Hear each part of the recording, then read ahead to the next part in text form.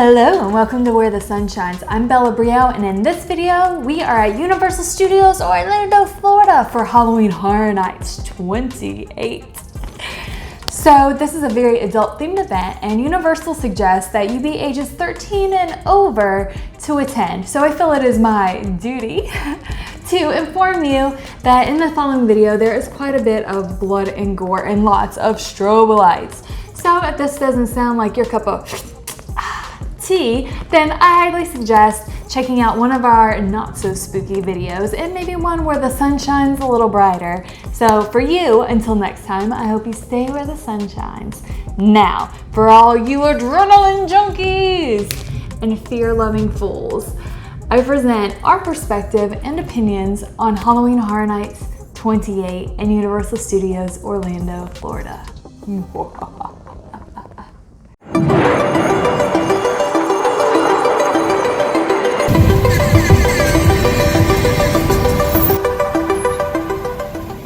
Welcome to Universal Orlando Resort. Thank you, I'm so excited to be here, and so are all these other people. The crowds for this event are overwhelming and a lot, but what helps keep me calm, what helps keep me sane, is realizing that event this amazing would not happen without such a large crowd. And the cool thing is, look at all the people you have something in common with, even if it is horror. The entrance is so grand with all the lights, it makes you feel something epic is about to take place. And the first scare zone we approach is The Harvest. An old barn holds horrors from each of our houses. Foul creatures lurk between the hay bales, ready for a harvest of blood and screams.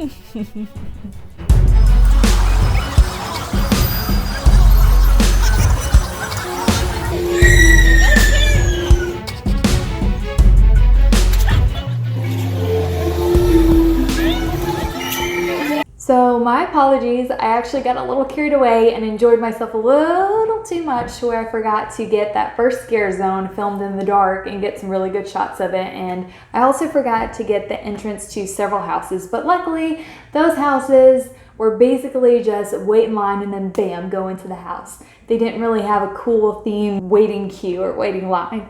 And the first house we went to, because we did the park backwards, was Halloween 4, The Return of Michael Myers. Evil has returned in an all-new house. Michael Myers is unstoppable, and there's nowhere to hide. This is what I love about Universal Studios, is that you go and you get to experience the movies, and they do such an amazing job of putting you in the movie and what it would feel like and what these characters would be feeling. Everything short of the bleeding, the stabbing, and the death. This house especially, he is our beloved abominable boogeyman, and around every corner you get the chills like only Michael Myers can give you. The next scare zone we encountered was Revenge of Chucky. Chucky, the world's deadliest doll, has brought a toy fair to gruesome life on the streets of Hollywood, twisting childhood toys into nightmares. You'll be dying to play.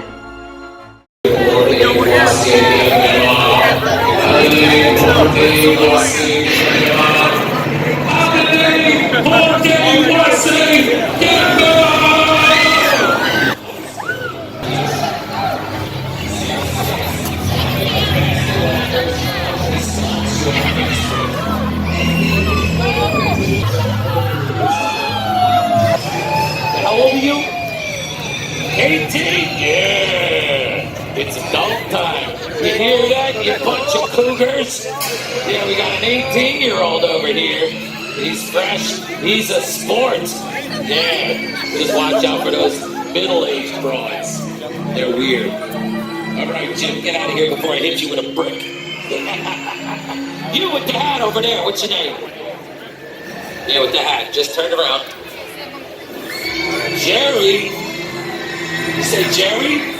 Yeah, Jerry! Jerry! Jerry! Television files.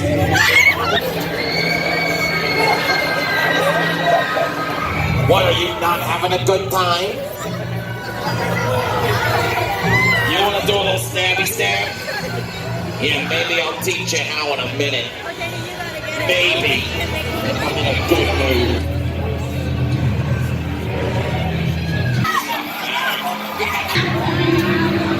This stretch of the park is very large and challenging to create a truly ominous scare zone, but with these extra tall good guy towers and spotlights, they really fill the space, and is my favorite year in the scare zone since Vamp 55.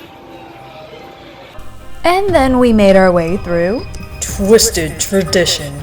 An ancient evil has been reawakened and transformed Halloween into an abomination.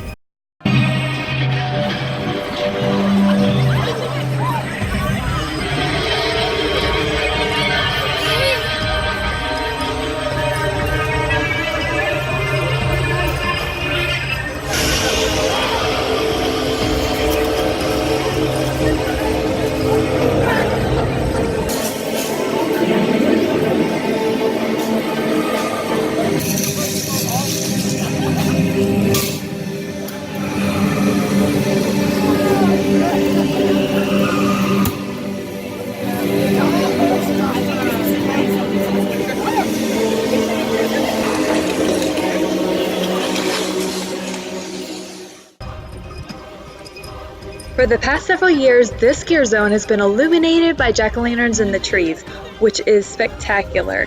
Last year, the scare zone was Trick or Treat, which had a very similar feel but a little bit more whimsical and fun vibe because the scare actors and the props were both from the film.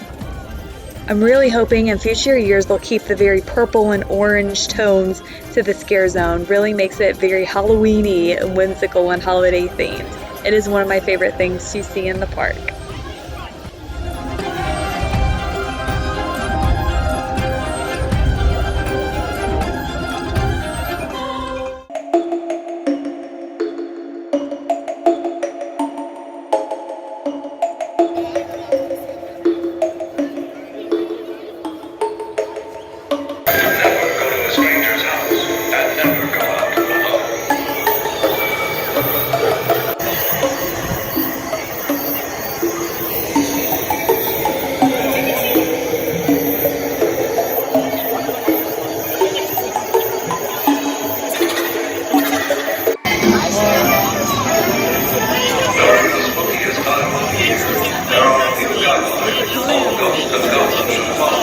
Always stay on sidewalks.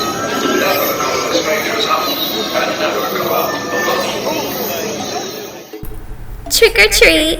This terrifying house is breaking all the rules of our Halloween tradition. Trick or Treat. Unfortunately, this movie is unknown by the masses. So if you've never heard of it, go out and get it. And it's Trick or Treat. Not Trick or Treat, The Legend of Sammy Kerr. Very, very different films. Which, that one's also notable and probably should be seen just for the fun of it. But Trick or Treat is a masterpiece. And last year, they did a scare zone, and it was breathtakingly gorgeous. The trees were filled with pumpkins and jack-o'-lanterns, and you had all the wonderful characters from the film. And the house is no different. They did an incredible job recreating this movie. There were bright colored lights, and they even had a werewolf, and they had 2 school buses, which were incredible. Sam, the spirit of Halloween, popped out at you at every corner. It definitely was a house that I will treasure for a while.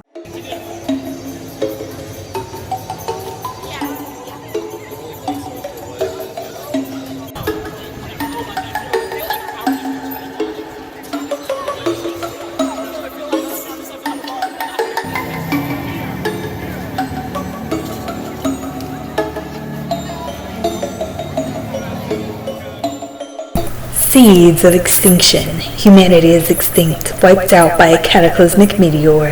In its wake, something monstrous has taken root. Seeds of Extinction. This is an original house, and when you're thinking haunted houses at Universal, original houses aren't really on the top of people's lists. Check these babies out. From the creativity and the details and the execution, original houses have been some of my personal favorite, along with just bottom line best houses that have been done.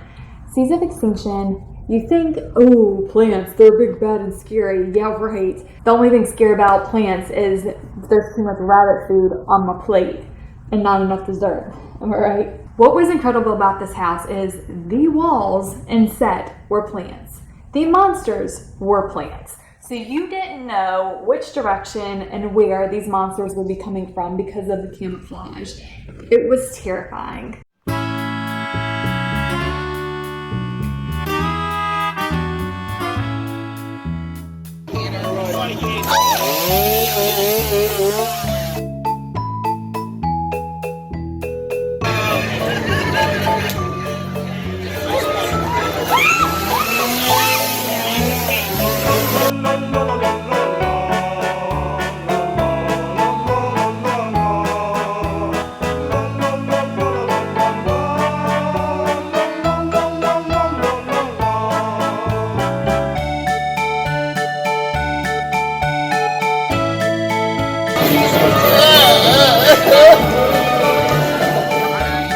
In years past, the Simpson area has been home to chainsaw-yielding cheerleaders, but I'm a fan of this year's unsettling choice of clowns. While not technically a scare zone, if you think you can cruise through this part of the park without having the bejesus scared out of you, you may have another thing come in, because I've seen some of the biggest frights and screams out of this section of the park.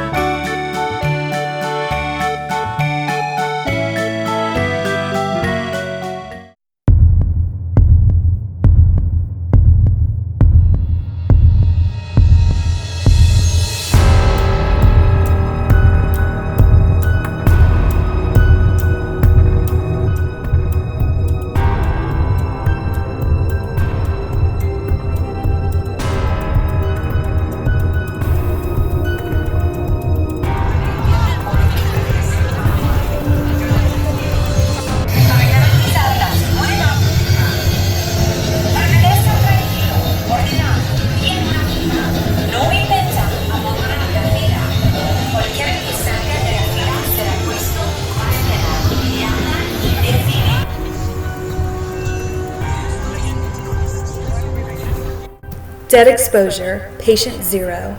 Fear will infect you, plunging you into darkness against a plague of swarming, fast-moving zombies.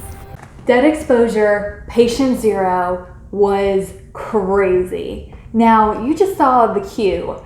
That was the scariest line of any haunted house I've ever been in, because you have everyone going single file line into this small caged barricade like cattle. You have someone shouting at you. It is so scary with the flashing lights and all the fog and smoke. It feels very much like a real quarantine that could happen in the real world, which is one of my biggest fears. It's best lip sync ever time. So with all my yapping, I forgot to talk about the actual house. So you're entering a quarantine area to get a vaccine for this terrible zombifying outbreak, and the side effect of the vaccine caused temporary blindness, but unfortunately the zombies have overrun the quarantine area, and that's where we are. There are so many flashing lights in this, they do a great job of making you feel very disoriented, much like this. So the scares really get you in this one. Thank you so much for tuning in, and this concludes the end of Part 1 Halloween Horror Nights 2018.